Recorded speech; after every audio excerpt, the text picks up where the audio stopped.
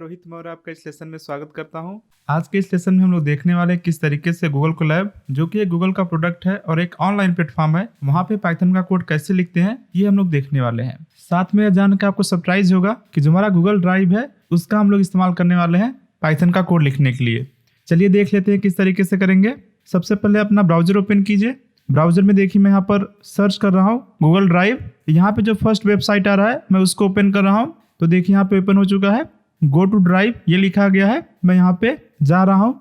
अगर आप सीधे ड्राइव का यूज करना जानते हैं तो आप सीधे आराम से ड्राइव को ओपन कर सकते हैं। ये होता है ड्राइव, काफी अच्छा प्लेटफॉर्म है जो कि गूगल ने प्रोवाइड किया है। यहाँ पे देख सकते हैं हमको 15 GB का फ्री स्पेस मिलता है, जहाँ पे हम लोग अपने फाइल्स को स्टोर कर सकते हैं। और साथ में यहाँ पे बहुत सारे अलग अलग सर्विस भी अवेलेबल है, जैसे गूगल डॉक, गूगल शीट, ये सब अवेलेबल है। हम लोग यही सेम गूगल ड्राइव का यूज करने वाले हैं पाइथन का प्रोग्राम लिखने के लिए। आइए देखते हैं कैसे करते हैं। सबसे पहले अगर आपको फोल्डर क्रिएट करना है तो आप फोल्डर क्रिएट कर लीजिए। ऐसा हो सकता है कि आप एक फोल्डर के अंदर सारे पाइथन का प्रोग्राम लिखना चाहते हैं, तो सबसे पहले उसके लिए एक फोल्डर क्रिएट कर लीजिए। देखिए मैंने यहाँ पर एक फोल्डर क्रिएट किया हुआ है। मैं इसके अंदर आ जाता हूँ। यहाँ पे आने के बाद देखिए यहाँ पे बहुत सारे फाइल्स दिख रहे हैं और एक फोल्डर दिखाई दे रहा है। मैं यहाँ पर एक और फोल्डर क्रिएट कर लेता हूँ। देखिए यहाँ पे प्लस न्यू फोल्डर पे क्लिक करूंगा मैं, और मैं यहाँ पे लिख देता हूँ पाइथन प्रोग्राम्स। ये मेरे फोल्डर का नाम हो गया और जस्ट मैं यहाँ पे क्रिएट पे क्लिक करता हूँ। थोड़ी देर के बाद देखेंगे कि ये फोल्डर क्रिएट हो चुका है। अब मैं इसके अंदर चाहता हूँ कि अपने पाइथन के प्रोग्राम्स लिखूं। तो देखिए हम लोग यहाँ पर इस फोल्डर के अंदर आ चुके हैं। तो देखिए इस बात का ध्यान रखिए कि जो गूगल कोलैब होता है एक तरीके से ऐप होता है। इसका क्या मतलब होता है, जब आप राइट क्लिक करेंगे तो आप देखेंगे यहाँ पे जो गूगल डॉक्स होता है, गूगल शीट्स होता है, गूगल स्लाइड्स होता है, ये सब भी क्या है, एक तरीके से ऐप है और ये बाय डिफॉल्ट इंस्टॉल होता है। लेकिन जो गूगल कोलैबोरेटरी होता है वो यहाँ पे पहले से इंस्टॉल नहीं होता है, उसे हमें इंस्टॉल करना पड़ेगा। इंस्टॉल करने के लिए आप क्या कर सकते हैं, यहाँ पे देखिए मोर का ऑप्शन दिखाई दे रहा है, तो यहाँ पे देखेंगे और भी यहाँ पे एप्स दिखाई दे रहे हैं। तो आप देख सकते हैं ये सब एप्स मैंने यहाँ पे इंस्टॉल किया हुआ है, इसलिए यहाँ पे दिखाई दे रहा है। हो सकता है कि आप में कुछ एप्स यहाँ पे नहीं दिखाई दे। और यहाँ पे नीचे आएंगे, यहाँ पे आप देख सकते हैं कनेक्ट मोर एप्स का ऑप्शन दिखाई दे रहा है, इस पे मैं क्लिक करूंगा तो आप देख सकते हैं यहाँ पे बहुत सारे एप्स दिखाई दे रहे हैं। ये सब एप्स आप इंस्टॉल कर सकते हैं अपने गूगल ड्राइव के अंदर और फिर आप उसका इस्तेमाल कर सकते हैं। हम लोग यहाँ पे जो गूगल कोलैबोरेटरी है उसको इंस्टॉल करने वाले हैं, तो आप जस्ट यहाँ पे सर्च कीजिए कोलैबोरेटरी। तो आप देख सकते हैं यहाँ पे कोलैबोरेटरी आ चुका है। इसको हम लोग क्लिक करेंगे और आप देखेंगे हमको यही जो है इंस्टॉल करना है। और इंस्टॉल करने के लिए क्या करेंगे, आप इस पे क्लिक करेंगे और क्लिक करेंगे तो यहाँ पे देख सकते हैं इंस्टॉल का ऑप्शन दिखाई दे रहा है।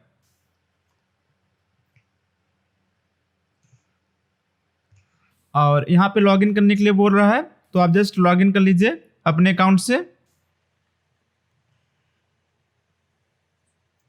तो आप देखेंगे कि ये सक्सेसफुली इंस्टॉल हो चुका है। अब मैं यहाँ पे डन पे क्लिक कर देता हूं। तो हम लोग क्या करते हैं, यहाँ पे राइट क्लिक करके मोर ऑप्शन पे आते हैं। मोर ऑप्शन देखेंगे यहाँ पे गूगल कोलैबोरेटरी है, इसको मैं क्लिक करता हूँ। आप देखेंगे एक नया टैब ओपन हो रहा है। तो आप देख सकते हैं कुछ इस तरीके से यहाँ पर जो नया टैब ओपन हुआ है कुछ इस तरीके से दिखाई दे रहा है। सबसे पहले हम लोग यहाँ पर जो ये अनटाइटल्ड है उसका हम लोग नाम रख लेते हैं, जो भी हमारा गूगल कोलैब है उसका नाम रख लेते हैं। इसको हटा के मैं माई फर्स्ट पाइथन प्रोग्राम, जो भी आपको नाम रखना है आप रख सकते हैं। बस इसका ध्यान रखना है यहाँ पे जो लास्ट में .ipynb है इसको रिमूव नहीं करना है, इसको रखना ही है। इससे ही मालूम चलता है कि ये गूगल कोलैब का फाइल है, इसको आपको रिमूव नहीं करना है।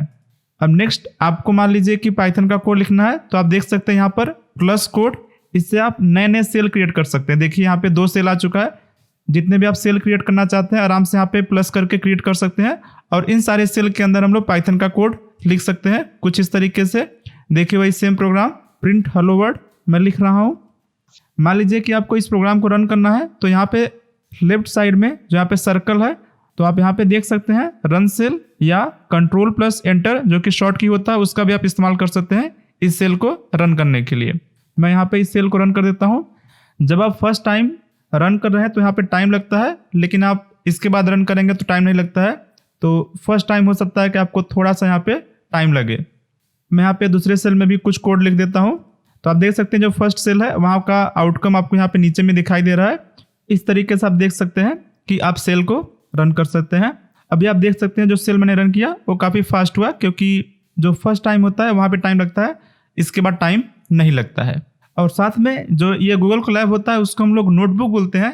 नोटबुक इसलिए बोलते हैं क्योंकि हम लोग यहाँ पे कोड तो लिख ही सकते हैं, साथ में हम लोग यहाँ पे टेक्स्ट भी लिख सकते हैं। आप देख सकते हैं यहाँ पर ऊपर में यहाँ पे प्लस कोड का ऑप्शन दिखाई दे रहा है और साथ में यहाँ पे प्लस टेक्स्ट का भी ऑप्शन दिखाई दे रहा है। मैं इस पर क्लिक करूँगा तो आप देखेंगे एक नया सेल बनेगा, लेकिन ये सेल है, यहाँ पे हम लोग पाइथन का कोड नहीं लिखने वाले हैं, बल्कि हम लोग टेक्स्ट लिख सकते हैं, सिंपल टेक्स्ट, जैसा कि हम लोग नोटपैड में लिखते हैं, डॉक में लिखते हैं, सेम टाइप का टेक्स्ट हम लोग यहाँ पर लिख सकते हैं। देखिए मैं यहाँ पे कुछ इस तरीके से, आपको जो भी लिखना है आप लिख सकते हैं यहाँ पे।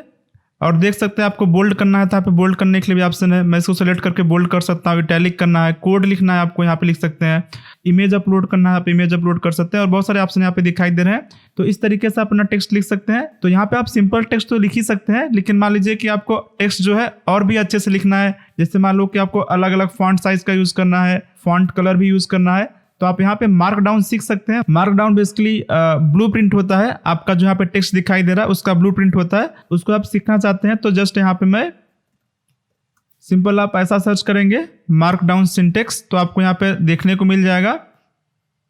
तो ये बेसिक सिंटेक्स आप देख सकते हैं।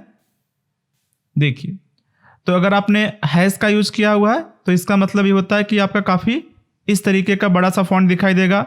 डबल हैश का यूज किया है तो इस तरीके का दिखाई देगा। यहाँ पे आप जस्ट गूगल करके आराम से देखिए वहाँ पे फॉलो कर सकते हैं। अगर आपको टेक्स्ट और भी अच्छे तरीके से लिखना है, जैसे देखिए यहाँ पे हैश का यूज करेंगे तो ये काफी एक हेडिंग की तरह आता है, काफी बड़ा आता है। तो आप देख सकते हैं यहाँ पर ये जो आया है फॉन्ट साइज उसका काफी बड़ा है। इस तरीके से आप अच्छे तरीके से टेक्स्ट लिख सकते हैं। तो आप देख सकते हैं यहाँ पर ये पाइथन का कोड हो गया, ये जो सेल है ये पाइथन का कोड का सेल है, और ये वाला जो सेल है वो टेक्स्ट है। आप यहाँ पे मल्टीपल टेक्स्ट सेल क्रिएट कर सकते हैं और मल्टीपल कोड वाला भी सेल क्रिएट कर सकते हैं।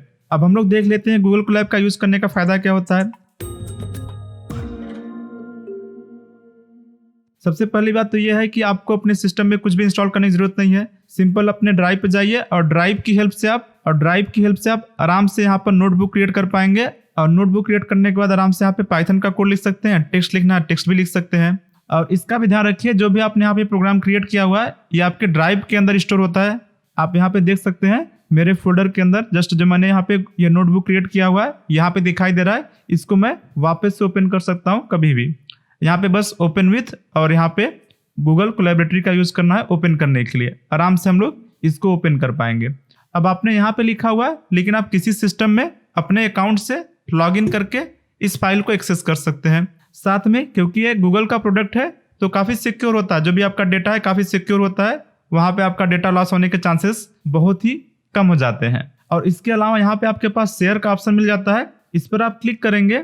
जब भी आप शेयर करना चाहते हैं तो आप देख सकते हैं यहाँ पे 3 टाइप के शेयर का ऑप्शन दिखाई दे रहा है। एक तो यहाँ पे व्यूअर हो गया, फिर यहाँ पे कमेंटर है, फिर लास्ट में आप एडिटर है। व्यूअर का मतलब क्या है कि अगर आपने ये लिंक शेयर किया हुआ है, जिसके पास यह लिंक है, इस लिंक का इस्तेमाल करके कोई भी जो आपका यहाँ पर नोटबुक है उसको देख सकता है, लेकिन कुछ एडिट नहीं कर पाएगा, कुछ भी वहाँ पर चेंज नहीं कर पाएगा। लेकिन मान लीजिए कि आपने यहाँ पे कमेंटर का ऑप्शन दिया हुआ है, अब जो यहाँ पे लिंक जनरेट होगा इसका मतलब ये होता है कि कमेंट कर सकता है। देखिए यहाँ पर एक कमेंट का ऑप्शन होता है, जिसके पास भी वो लिंक रहेगा वो आराम से यहाँ पे आके कमेंट कर सकता है। और यहाँ पे देखिए लास्ट में एक ऑप्शन होता है एडिटर का, जिसके पास भी ये वाला लिंक रहेगा, इसका मतलब यह है कि वो एडिट भी कर सकता है। जो आपने यहाँ पे प्रोग्राम लिखा हुआ है, जो भी टेक्स्ट लिखा है, जो भी पाइथन का यहाँ पे कोड किया हुआ है, उसको चेंज कर सकता है और साथ में वो नए सेल भी ऐड कर सकता है, क्योंकि उसके पास एडिट करने की भी परमिशन अवेलेबल है। इस तरीके से हम लोग यहाँ पर जो गूगल कोलैब का नोटबुक है उसका इस्तेमाल कर सकते हैं। इसी के साथ में हम लोग ये वीडियो खत्म करते हैं। आपसे मिलते हैं अगले लेसन में। सीखते रहिए, मस्त रहिए।